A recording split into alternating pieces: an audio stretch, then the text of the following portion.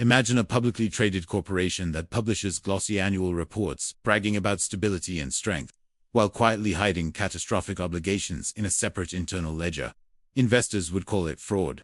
Regulators would call it criminal. Executives would be marched out in handcuffs. Yet this is effectively how the largest government on earth manages its finances. And unlike a failed corporation, there is no court above it to enforce consequences. Most people believe they understand America's debt problem because they've seen the number flash on a screen. It looms over Times Square, ticking upward like a doomsday clock. $30-something trillion. An incomprehensible figure, but one that has become oddly familiar. The number is repeated so often that it has lost its shock value. People shrug and move on, assuming it represents the full scope of the problem. It doesn't. That figure is not the total debt. It isn't even close. It is a carefully selected slice of the obligation. The portion that can be easily explained, easily defended, and most importantly, easily misunderstood. It is what a mortgage statement shows you, not the maxed-out credit cards, the unpaid medical bills, or the retirement promises already made to people who haven't even retired yet. Governments, unlike corporations, are not required to use the same accounting rules you'd expect from any serious institution. Corporations must record future obligations when those obligations are promised. If a company commits to paying pensions decades from now, those costs must be acknowledged today. Failure to do so is considered deception. Governments, however, largely ignore this standard. They record expenses only when money physically leaves the treasury. Promises made for the future are treated as if they don't exist. This single accounting choice changes everything. When politicians guarantee healthcare benefits, retirement payments, and long-term support programs, those commitments never appear as debt in the official budget. They exist in speeches and legislation, but not on the balance sheet. The result is an illusion of affordability. Today's voters see manageable numbers, while tomorrow's taxpayers inherit the bill. When economists strip away this illusion and calculate the gap between what the government has promised and what it can realistically collect, the picture becomes grotesque. The number is not tens of trillions. It is not even 100 trillion. It approaches $200 trillion.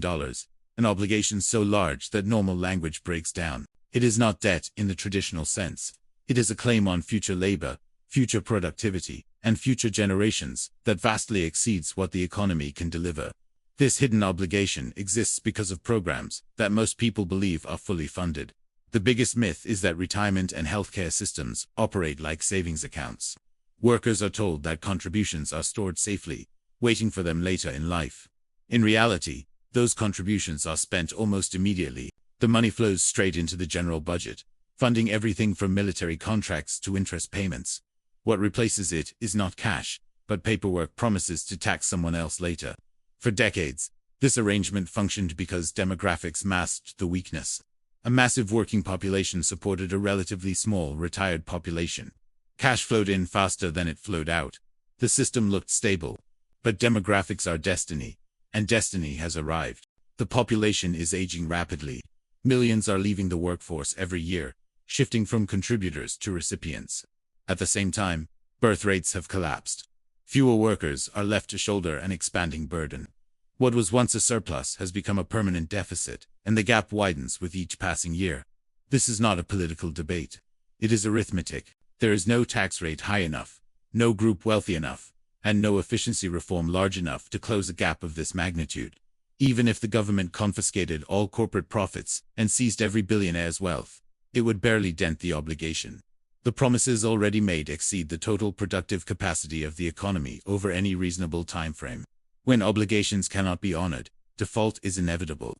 The only question is how it happens. An honest default would be immediate and visible. Benefits would be cut. Bondholders would take losses. Markets would panic.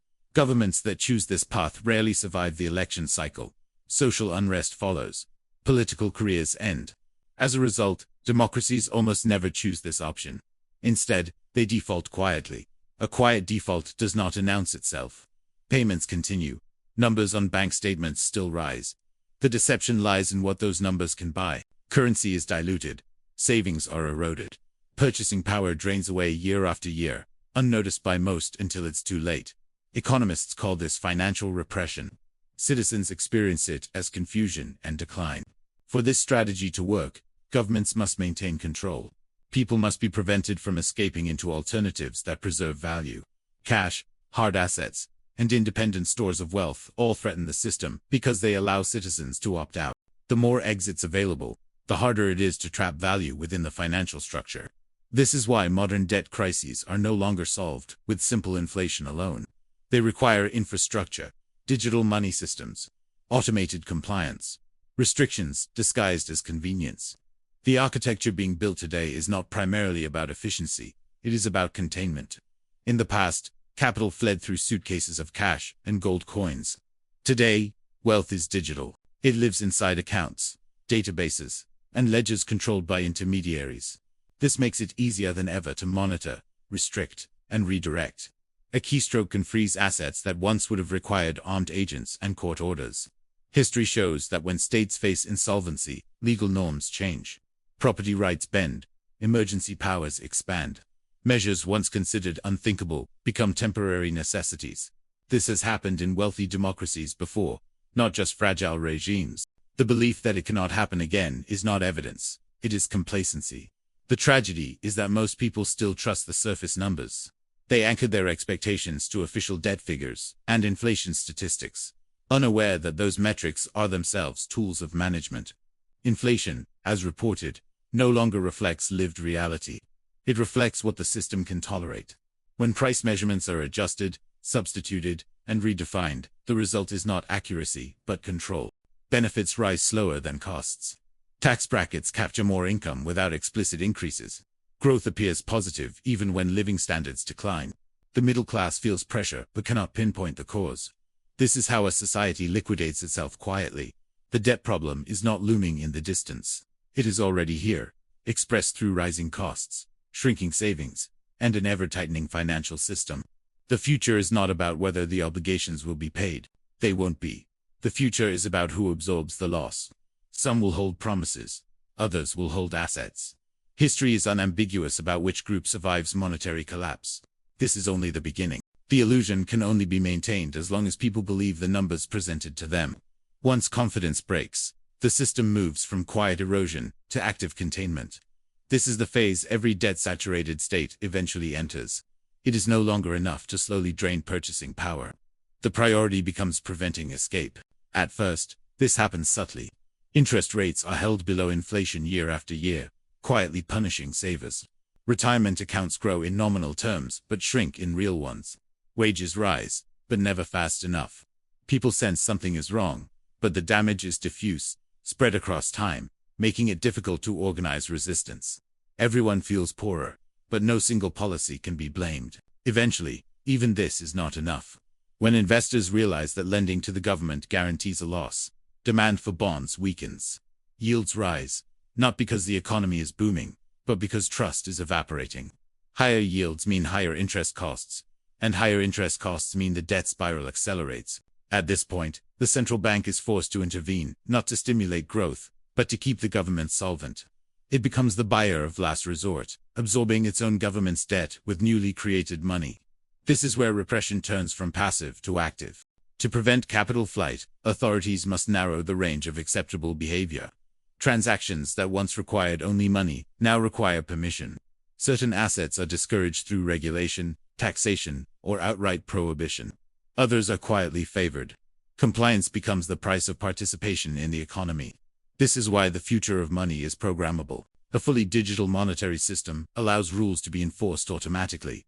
Taxes can be collected instantly. Penalties can be applied without courts. Limits can be imposed without announcements.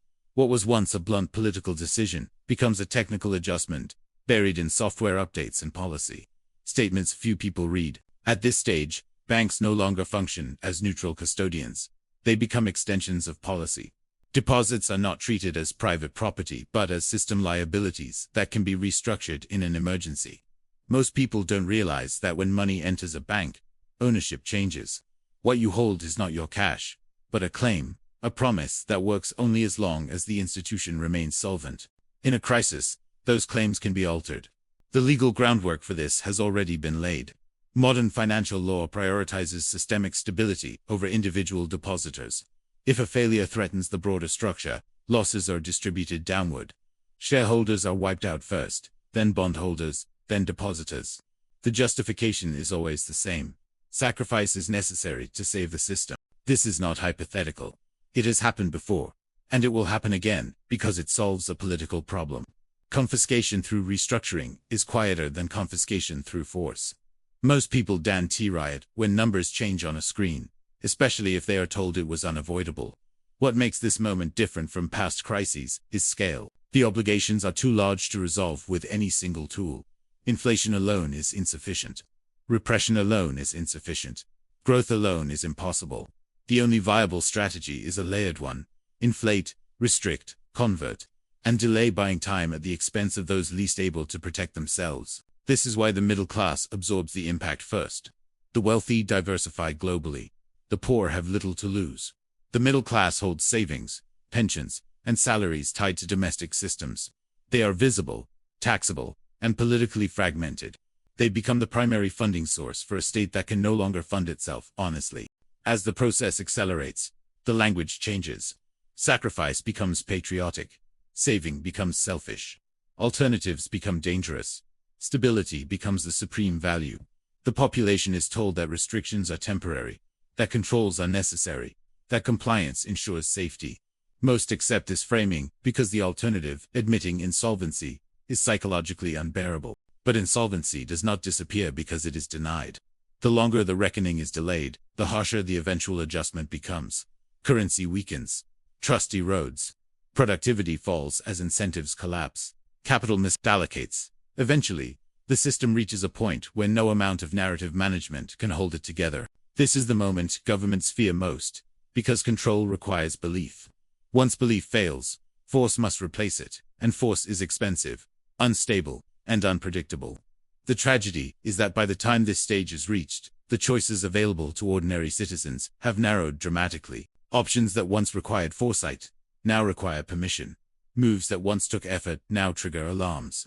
The exits that were once open are sealed one by one, not with walls, but with rules. And yet, even here, outcomes diverge. Those who understood early that promises are not assets, that numbers are not wealth, and that systems protect themselves first, retain flexibility. Those who trusted statements instead of structures find themselves trapped inside mechanisms they never voted for and cannot escape. This is the calm before the final phase, the moment when silent default transitions into something unmistakable. Every debt crisis ends the same way. Not with repayment, but with recognition. The moment arrives when the math overwhelms the story, when confidence evaporates faster than explanations can be printed. At that point, the system reveals its true priority: survival at any cost. When trust in the currency weakens beyond repair, governments stop pretending that subtlety is enough. The tools of quiet erosion give way to explicit action. Controls tighten. Emergency powers expand. What was once sold as temporary becomes permanent. What was once unthinkable becomes policy. This is the terminal phase of over-promising, the stage where a nation realizes it cannot honor its obligations and chooses to redefine them instead. Currencies do not die overnight, they decay. First through inflation that outpaces wages, then through rules that punish saving, then through restrictions that limit choice. By the time people recognize what is happening, the damage has already been done. The purchasing power is gone. The options are gone. The exits are closed. At this point, the state no longer needs cooperation. It has leverage. Wealth held inside the system becomes accessible. Retirement accounts are restructured. Savings are mobilized.